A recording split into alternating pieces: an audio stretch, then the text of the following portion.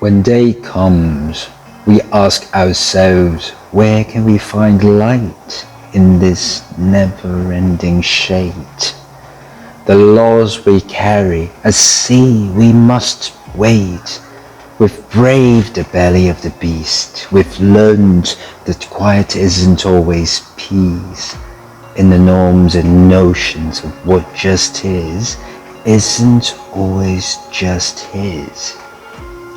And yet the dawn is hours before we knew it. Somehow we do it. Somehow we've weathered and witnessed the nation that isn't broken, but simply unfinished. We, the successors of a country at a time where a skinny black girl descended from slaves and raised by a single mother can dream of becoming president only to find herself reciting for one. And yes, we are far from polished, far from pristine, but that doesn't mean we are striving to form a union that is perfect. We are striving to forge our union with purpose, to compose a country committed to all cultures, colors, characters, and conditions of man. And so we lift our gazes not to what stands between us, but what stands before us. We close the divine because we know to put our future first. We must first put our differences aside. We lay down our arms so that we can reach out our arms to one another. We seek harm to none and harmony for all. Let the globe, if nothing else, say this is true, that even as we grieved, we grew, that even as we heard, we hoped, that even as we tired, we tried, that we'll forever be tied together victorious.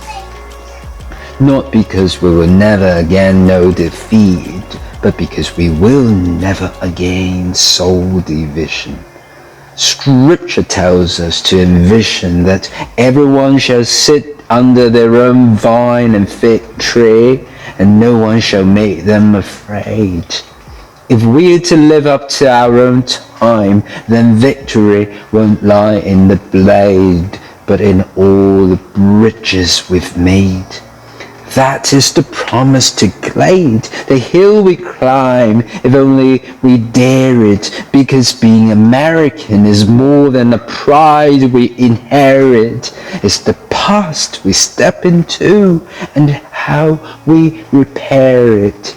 We've seen a forest that would shatter our nation rather than share it, would destroy our country if it meant delaying democracy. And this effort very nearly succeeded.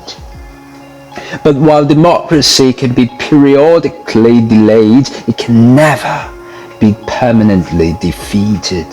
In this truth, in this faith we trust, for while we have our eyes on the future, history has its eyes on us. This is the era of just redemption. We feared it at its inception. We did not feel prepared to be the heirs of such a terrifying hour, but within it we found the power to author a new chapter, to offer hope and laughter to ourselves. So while once we asked, how would we possibly prevail over catastrophe? Now we assert, how could catastrophe possibly prevail over us? We will not march back to what was, but move to what shall be. A country that is bruised but whole, benevolent but bold, fierce and free. We will not be turned around or interrupted by intimidation, because we know our inaction and inertia will be the inheritance of the next generation. Our blunders become their burdens, but one thing is certain: if we merge mercy with might and might with right, then love becomes our legacy and change our children's birthright. So let us leave behind a country better than one we were left. With every breath from our bronze-pounded chest, we will raise this wounded world into a wondrous one. We will rise from the gold-limbed hills of the west. We will rise from the wind-swept northeast to where our forefathers first realized revolution. We will rise from the lake-rimmed cities of the Midwestern states. We will rise from the sun-baked south. We will rebuild, reconcile, and recover in every known nook of our nation. In every corner called our country, our people, diverse and beautiful, will emerge battered and beautiful.